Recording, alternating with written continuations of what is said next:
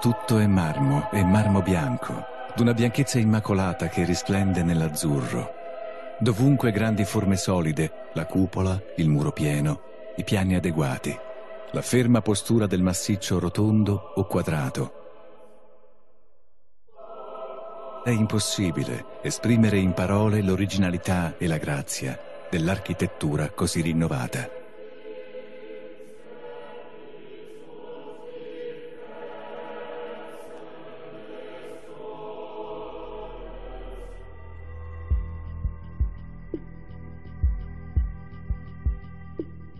Pisa, Piazza del Duomo. È sempre stata chiamata così, quella che oggi tutti noi conosciamo come Piazza dei Miracoli. Ha preso questa denominazione nel 1910, grazie a Gabriele D'Annunzio, che nel pieno della stesura del suo primo romanzo, Forse che sì, forse che no, descrive questa piazza come il Prato dei Miracoli, un paragone d'effetto che fa breccia nel linguaggio popolare, tanto da imporsi definitivamente nel dopoguerra. Un modo nuovo di denominare questa piazza dalla storia millenaria, ma che più d'ogni altro identifica quello che è un bene proclamato nel 1987 dall'UNESCO, patrimonio dell'umanità. 1063. Pisa, all'apice del suo sviluppo politico, economico e militare, è la massima potenza marinara del Mediterraneo occidentale. Ed è proprio questo l'anno in cui Piazza dei Miracoli comincia a prendere forma. Una piazza edificata già in tempi antichi, in epoca etrusca sotto forma di capanne, in quella romana come luogo di culto e quartiere di domus di prestigio. Oggi la Piazza dei Miracoli si trova nella parte nord di Pisa, posizione solo apparentemente decentrata.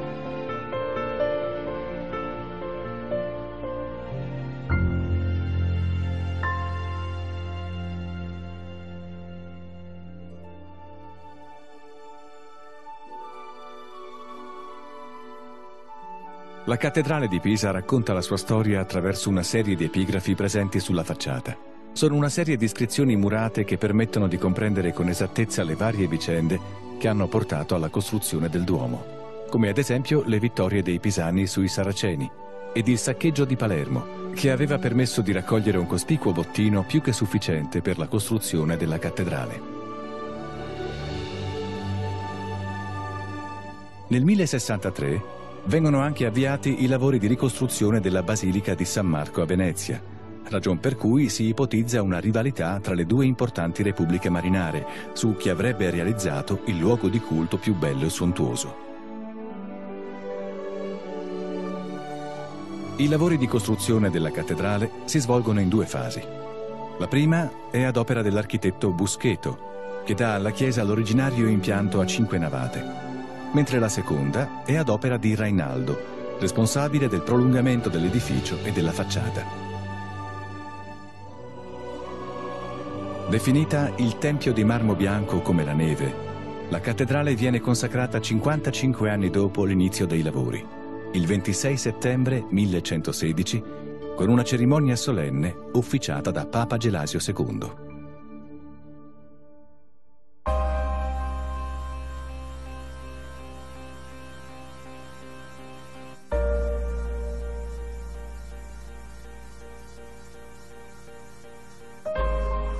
Sono molti gli artisti che nel corso degli anni vengono a Pisa a dare il loro contributo per le decorazioni della cattedrale.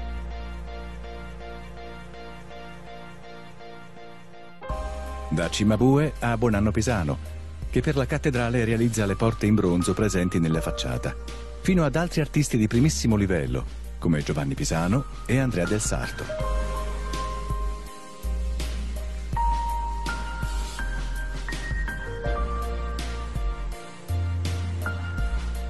L'aspetto odierno dell'edificio è il risultato di una serie di restauri e lavori che si sono succeduti nel corso dei secoli.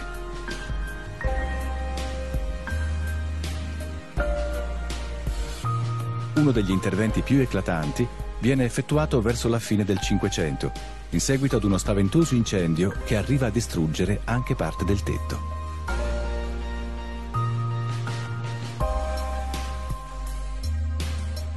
Da questo catastrofico evento escono però incolumi alcuni capolavori, tra cui il grande mosaico del Catino absidale. Cimabue lo realizza nel 1301, rappresentando un grande Cristo benedicente in trono, sulle cui ginocchia poggia il libro con la scritta Ego sum lux mundi. Io sono la luce del mondo. L'opera viene iniziata ma non ultimata dall'artista, a causa della sua improvvisa scomparsa avvenuta solo un anno dopo, proprio a Pisa. Il completamento viene poi affidato ad altri artisti e definitivamente concluso nel 1520.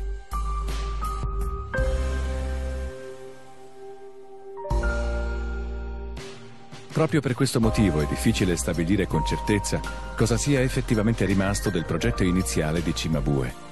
Gli studiosi però sono concordi nel ritenere che la figura di San Giovanni, paragonata ad altri quadri del pittore, sia verosimilmente l'unica autentica rispetto al progetto originale.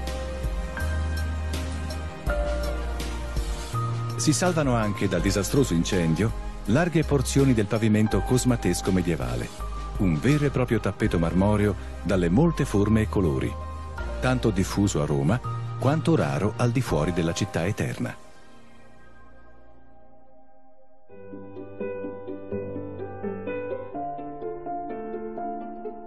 Il pulpito di Giovanni Pisano del 1310, con i suoi bassorilievi di straordinaria e virtuosistica fattura, è tra le più complesse testimonianze artistiche del Duomo.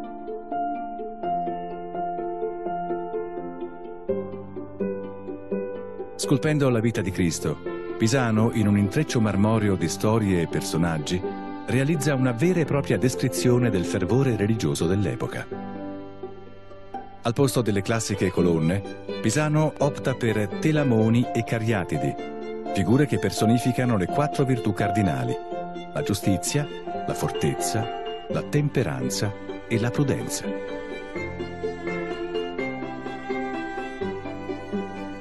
Smontato agli inizi del Seicento in seguito a nuovi assetti realizzati all'interno della cattedrale, il pulpito viene rimontato solamente nel 1926. Al momento della ricomposizione mancano all'appello i 4 telamoni. L'allora duce Benito Mussolini decide quindi di donare alla cattedrale 4 colonne semplici, che in suo onore vengono collocate nella parte più visibile, posizionando erroneamente le cariatidi che avevano con assoluta certezza una posizione originaria opposta a quella attuale.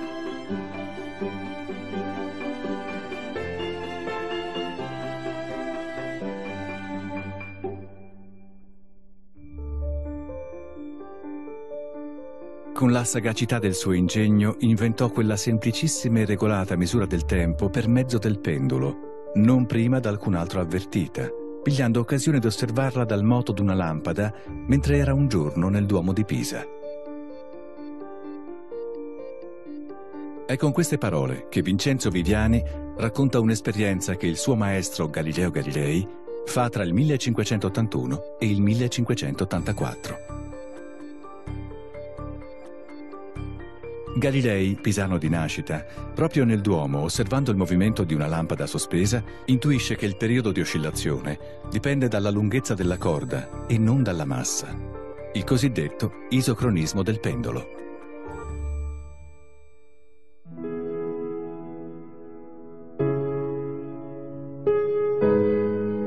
Di tutta la grande piazza, il monumento senza dubbio più popolare e conosciuto è il campanile, celeberrimo in tutto il mondo come Torre di Pisa.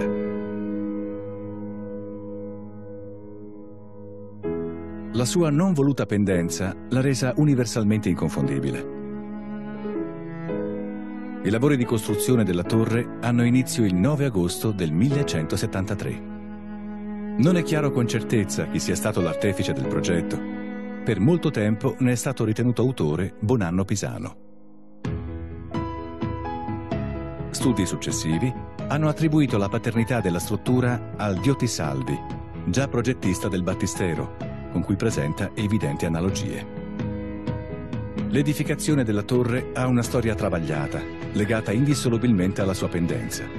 Le ricerche e gli studi effettuati sul campanile e sul terreno su cui poggia hanno portato ad un risultato oggi condiviso all'unanimità. La torre non è mai stata dritta. Il campanile sorge infatti su un terreno costituito da strati di argilla molle che fa cedere la struttura sin dai primi anni della sua costruzione. Un terreno, quello di Piazza dei Miracoli, che aveva già causato una leggera pendenza anche nella cattedrale. È nel campanile, però, che l'inclinazione si fa estremamente più visibile, tanto da portare alla sospensione dei lavori per quasi un secolo. Sarà Giovanni Di Simone, l'architetto che 90 anni dopo riprenderà i lavori di costruzione della torre a partire dal terzo piano, cercando di cambiare l'inclinazione del campanile, senza però riuscirci. La torre viene completata poi da Tommaso Pisano nella metà del 300. Prende così definitivamente forma la Torre di Pisa. Un campanile alto 56 metri, con una pianta circolare interamente rivestito in marmo bianco. La torre si sviluppa poi su 6 piani di loggette. È straordinaria l'assoluta perfezione della scultura, che si conclude con la cella campanaria al 7° anello, decorata da piccole arcate e caratterizzata da 7 campane finemente decorate e fuse in bronzo. L'inclinazione non si ferma nei primi anni di costruzione, ma continua nel corso dei secoli, tanto da rendersi preoccupante sia nel 1838 che nel 1989, anni in cui si rendono indispensabili importanti lavori di manutenzione che la mettono al sicuro da un concreto rischio di crollo.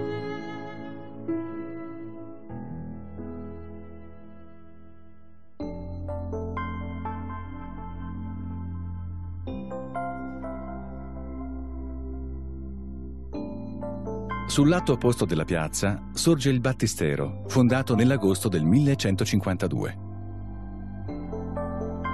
È ispirato a 2 luoghi di culto presenti a Gerusalemme, la Moschea della Roccia ed il Santo Sepolcro. L'architetto Dioti Salvi, nel suo progetto originale, prevede appositamente un chiaro richiamo al Santo Sepolcro, testimonianza delle relazioni tra Pisa ed il vicino Oriente. Il Battistero di Pisa è il più grande presente in Italia, con una circonferenza record che supera i 100 metri e con un'altezza di ben 54. La sua pianta circolare è certamente ripresa dal progetto del campanile e, come di consueto, le 4 porte in stile romanico sono orientate in corrispondenza dei punti cardinali.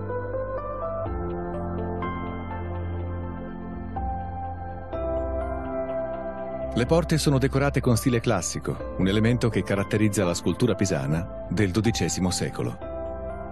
Sono porte che raffigurano Cristo insieme agli apostoli e ad altri angeli, sovrastati dalla Madonna col bambino. Oppure raccontano storie, come quelle dell'Apocalisse o dell'annuncio a Zaccaria. Ma il Battistero non è solo reinterpretazione del gusto classico, ma anche un chiaro esempio di importanti innesti gotici introdotti da Nicola Pisano, che nella seconda metà del 200 assume la direzione del cantiere.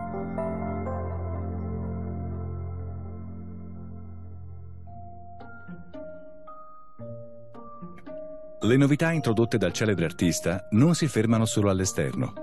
È all'interno, infatti, che realizza intorno al 1260 ed in soli 3 anni un vero e proprio capolavoro, il pulpito. Grazie alla realizzazione di quest'opera, Nicola Pisano si può considerare un vero e proprio precursore dell'arte rinascimentale. Tantissime sono le novità riassunte da quest'opera magistrale. La forma esagonale, che rinnova la tradizione dei pulpiti quadrati o rettangolari diffusi all'epoca. I richiami alle sculture romane, con vere e proprie citazioni di reperti archeologici rinvenuti nella zona di Pisa. La rappresentazione dei personaggi in uno spazio realistico su più piani. Così come realistico è il dolore di San Giovanni, la Madonna svenuta, le espressioni di dubbio e rabbia dei farisei nella formella della crocifissione, la più drammatica dell'intero ciclo.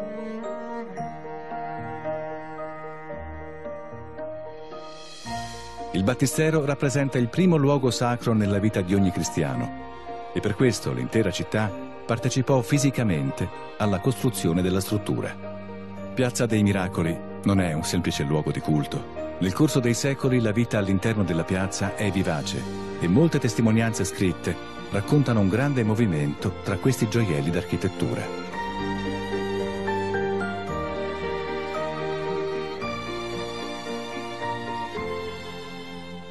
In piazza si batte il frumento, si commercia e si vende, si stipulano atti notarili e si negoziano merci. Per i cittadini è anche un luogo di svago. Tirano con l'arco e la balestra e si sfidano al gioco delle piastrelle, una gara di lancio e di precisione assai diffusa e popolare in tutta Europa.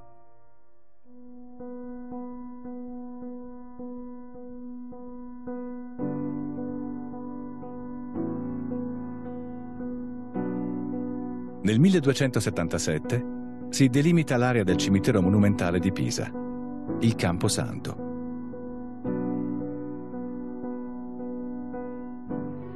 La costruzione di questa struttura è legata ad un racconto.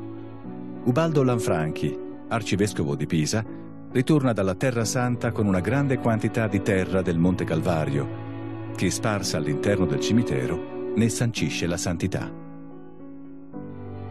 Racconti del genere, molto diffusi verso la fine del 200, spingono i nobili ed i benestanti a trovare l'eterna dimora nel Camposanto, evitando così alla cattedrale il crescente affollamento di tombe e sepolcri.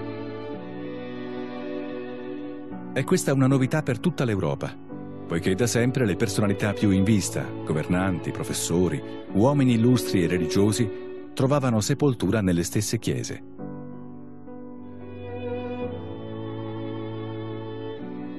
A partire dal Cinquecento il Camposanto comincia ad accogliere i sepolcri di figure di spicco della città, tra cui i più prestigiosi docenti dell'Università di Pisa, ma anche alcuni membri della famiglia Medici, a quel tempo al potere.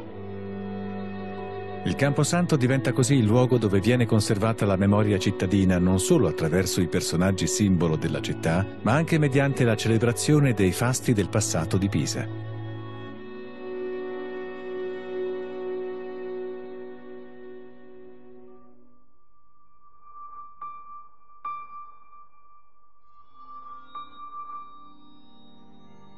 Nel 300, Buonamico Buffalmacco affresca il Giudizio universale ed il Trionfo della morte. In quest'ultimo riprende alcune parti di un poemetto molto diffuso in epoca medievale.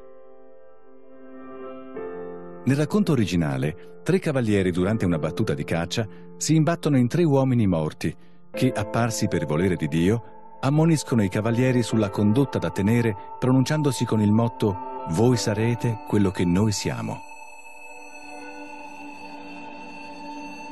È una scena, quella del trionfo della morte, tempestata da demoni, spiriti e figure demoniache che incombono sugli uomini e sulla vita eterna.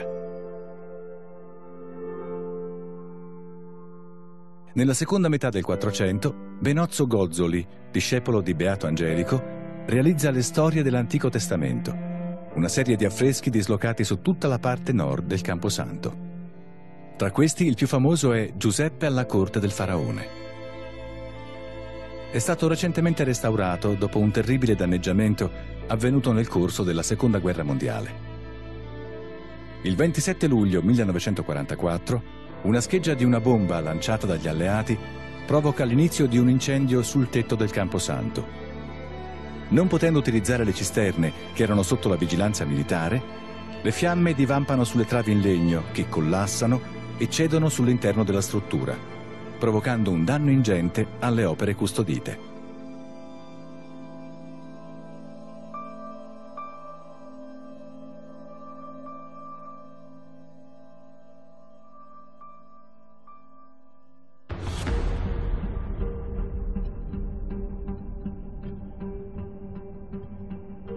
Piazza dei Miracoli rappresenta senza ombra di dubbio un gioiello dell'architettura sacra italiana.